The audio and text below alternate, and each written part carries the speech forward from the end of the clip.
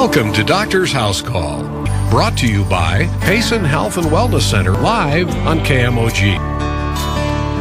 And welcome once again to Doctor's House Call. I'm your host, Chuck Holland, and here with me is Dr. Wyrick. Good afternoon, Dr. Wyrick. Good afternoon. We're going to be talking about the butterfly effect and ill-conditioned systems. And that is near and dear to my heart because I've actually done some research in the area. I got a PhD in chemistry studying ill-conditioned systems. I had a research grant, a very small part of a research grant from Exxon Corporation. At the time, back in the 80s, they were interested in trying to convert coal, which we have a lot of in this country, into oil, which at that time the Middle East seemed to have a monopoly on. And we were going through some severe gas shortages. And so they wanted to be able to turn coal into gasoline. And long story short, the intermediate products they needed to have studied and characterized. And I was doing measurements and so forth on those coal liquids, as they were called, and using computer analysis to analyze what was going on. And these were what are called nonlinear systems, meaning you can't use straight arithmetic. There's funky math that works with curves rather than lines, basically. That's why it's called nonlinear. And it was also what's called ill-conditioned. Now, ill-conditioned systems became famous as being the foundation of what became chaos theory. I don't want to go into chaos theory in great detail, but let's imagine just with a linear system. Suppose I put two dots on the wall, and then I take a 10-foot ruler and line up the ruler with those two dots that are 1 inch apart, and go out 10 feet and put another dot on the wall where I think that ruler is pointing based on the two little dots that I started with. Okay, cover up where I put that mark. Give the ruler to somebody else. Have them use the same two dots I put on the wall and see where they think the dots should be. And if you do that many times, you'll find that the farther you go out, the more disagreement there is about exactly where that 10-foot away dot should be. And that is because it's an ill-conditioned system, which means a very, very tiny change in input conditions, that is, how you lined up the ruler with those two dots on the wall. A very tiny change way out there, 10 feet away, very strong leverage effect, becomes a very serious error. So a very tiny error made in lining up the two dots makes a... Expanded out is a big difference. Yeah. So that's a problem in general with any mathematical system where you're trying to extrapolate from a little bit of data here into what it means far off, either far off in time or far off in distance, whatever system you're working with. If it's ill-conditioned, it's an ill-conditioned system if tiny changes in the inputs cause huge changes in the conclusions, the results. Now, on the other hand, you've got these two dots on the wall, and if you tell somebody you want them to put a dot in between those two, that could be done very, very reliably. And the fancy word for that is interpolation. You're find things in the middle rather than extending things out. Extending things out is extrapolation, and that gives very poor results. Now, the more data you're working with, the more little tiny changes, the results can vary very widely in ill-conditioned systems, and this is made even worse if it's a nonlinear ill-conditioned system. Okay. So, Chuck, are you following? Yeah, I okay, am. I hope that our listeners are following. I'm here waving my arms in the air, and Chuck has the benefit of seeing me wave my arms.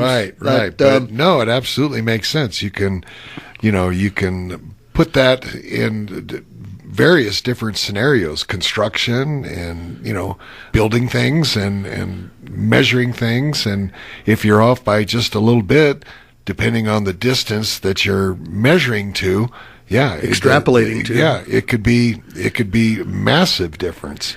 And here's where I'm going with this. There is a particular very ill-conditioned system called climate models that start with measuring temperatures all over the world and extrapolating how they're changing into the future. Mm-hmm. And the climate is very complex in that there are many moving parts, and a tiny change in one area can have huge changes elsewhere. Mm-hmm. And this has been given a name called the butterfly effect. And the theory of the butterfly effect is that if you have an ill-conditioned system like a climate model, and you have a butterfly flapping its wings in Peking, for example, or Beijing if you want to be politically correct, it can change the weather pattern in Payson. We might have a drought or a flood depending on how fast the butterfly in China flaps its wings, because it's making a tiny change that is expressed over a very wide, far distance. And it multiplies. And that's called the butterfly effect. Interesting. And this Michael Crichton, who I've talked about before, the author of Jurassic Park, actually has, in the first Jurassic Park movie, a discussion of the butterfly effect in the movie. Now I'm going to have to go back and watch the movie. Yes, it's one of the male scientists, I believe, is explaining this to a female riding while they're riding in a Jeep in the middle of the dinosaurs. Mm-hmm. But it's very interesting. Yeah, it is. But here's the real rub. Since the climate system we know it's ill-conditioned, how can we trust it? And I have an answer. How we can decide whether we trust it or not trust it. There's a technique which I used in my research called the Monte Carlo method. Monte Carlo is a place over in Europe where people go to gamble. Statistics. Gambling. Actually, gamblers were instrumental in developing the science of statistics because they wanted to figure out what the probability was of them winning in a particular game scenario. But anyway, in a Monte Carlo situation, let's say that we can measure temperature in Payson at the airport, and I go out and I measure it, and I get 37.5 degrees right now. You go out and do the measurement, you get 35.6. Somebody else goes out, 35.4. So what's the best estimate of what the temperature is? 35.5, the average. Right. But is it really the average? Or is it somewhere 35.5 plus or minus 0.05? Statistically, there's some wiggle room there. Right. So if you take all the temperature measurements, the best average values that the scientists came up with, we know that there's some wiggle room in every one of those temperature measurements. If we go in randomly and throw in just a tiny bit of variation, plus or minus 0.01, plus or minus 0.02, that's within the wiggle room, and we rerun the climate model starting with that data instead of the original data, will the climate model give a close answer, or is it going to blow up and give a totally different answer? And if we do that a number of times, and the climate model keeps saying the same thing with this slightly tweaked data that's within the measurement error of all of itself, if it's stable, then we start to trust the climate model. But if it's not stable, then we're wasting our time even running the model. Right. So that brings me to the next issue. There was a climate lab that did computer modeling of global warming models called the Climatic Research Unit, and that was based at the University of East Anglia in the United Kingdom. So interested people tried to get their raw data and their computer model information so that they could repeat the experiments and perhaps throw in a little bit of wiggle and see how they reacted. And this lab was very stubborn in refusing to release the information, which is counter science. It's bad science.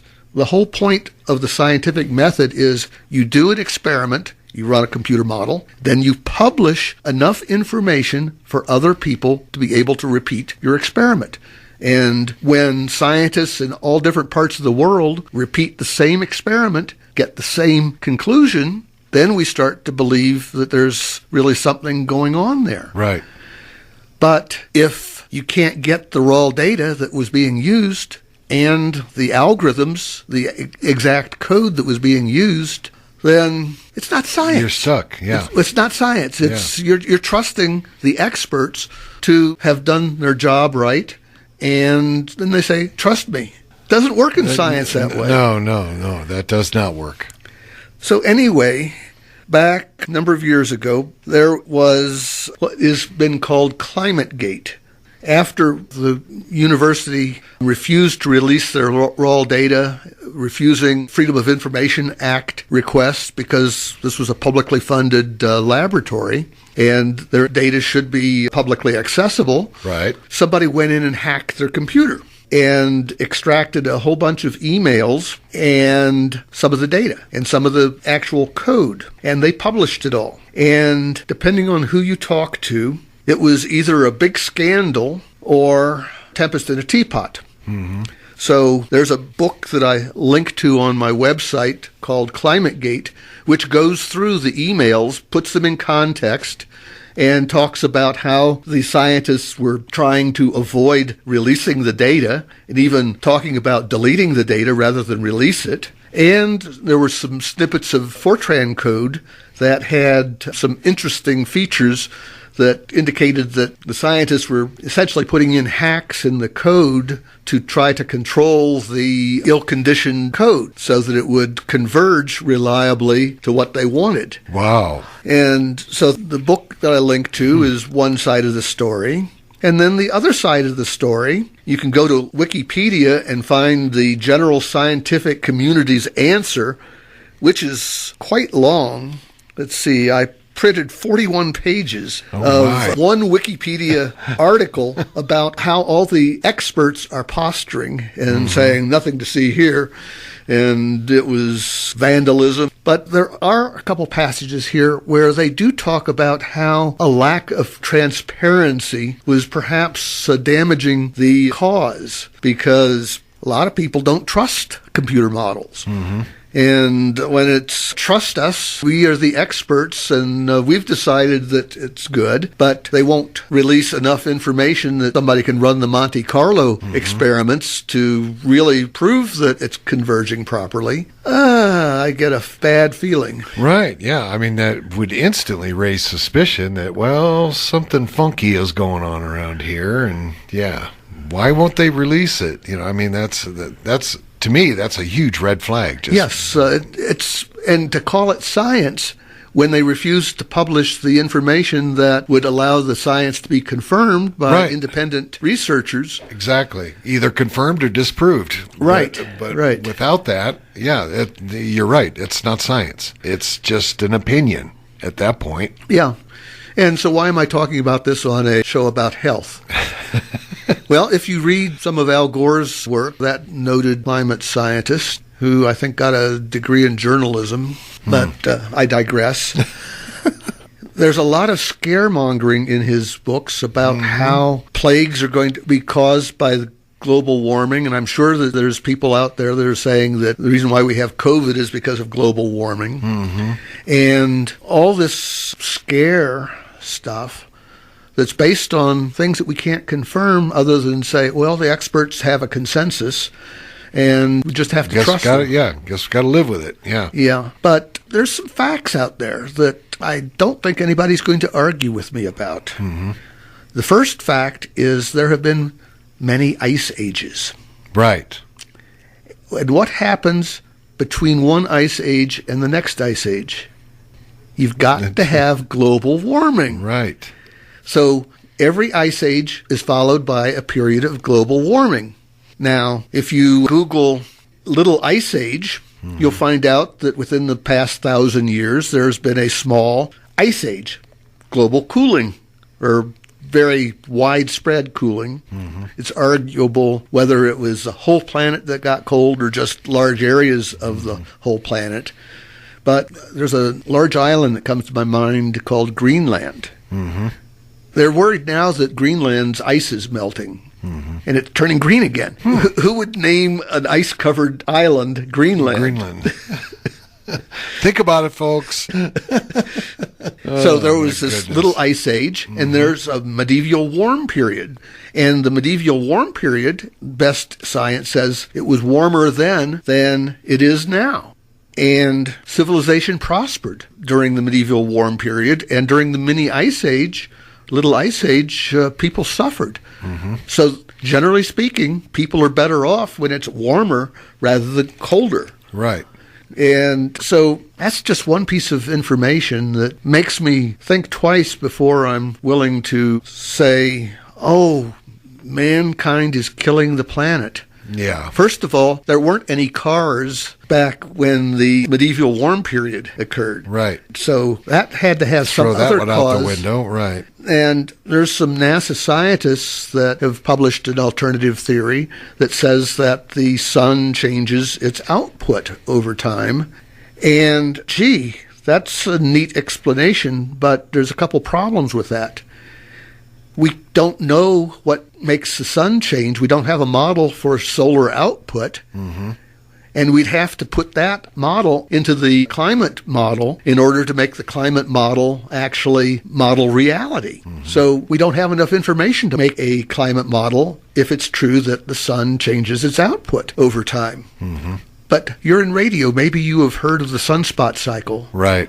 And we know that the sun changes its output every 11 years in a cycle. And there apparently is evidence that there's longer cycles as well, but we don't have a good model for them. So I think that the idea of making a climate model and accurately predicting the future is just a pipe dream. That's my opinion. I don't see how that could happen. Yeah. And that's an educated opinion as someone who has done peer-reviewed, published research in the area of nonlinear systems and ill-conditioned systems.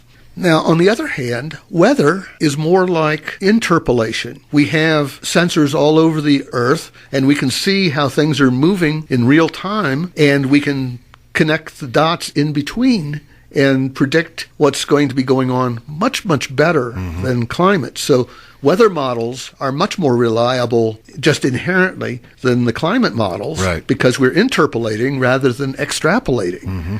And the weather models still aren't very good. No. Hey, friends, thanks for listening. Stay tuned for further What is Truth podcasts. If you like what you heard, please like me on YouTube and other social media.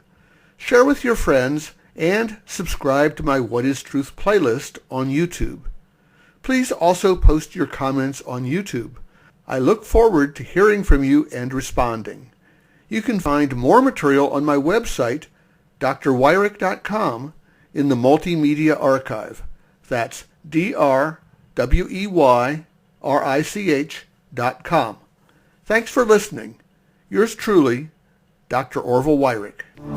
You've been listening to Doctor's House Call. To call Doctor after the show during his business hours at Payson Health and Wellness Center, 801 East Highway 260, call 474-7409. That number again, 474-7409.